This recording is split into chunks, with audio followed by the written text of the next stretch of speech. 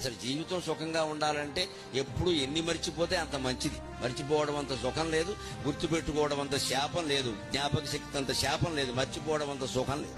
60 ఏళ్లు దాటే జీవితంలో పడిన దుఃఖాలు, జరిగిన ద్రోహాలు, మోసాలు మర్చిపోగలిగితే అంతకంటే సుఖం ఉందా అంటే అవన్నీ గుర్తు చేసుకుని వేపుడు మొక్కలు వేయించినట్టు వేయించుకోవాలంటే ఇక్కడ ఎందుకు జ్ఞాపక శక్తి పని లేక ఎంత పోతే అంత మంచిది.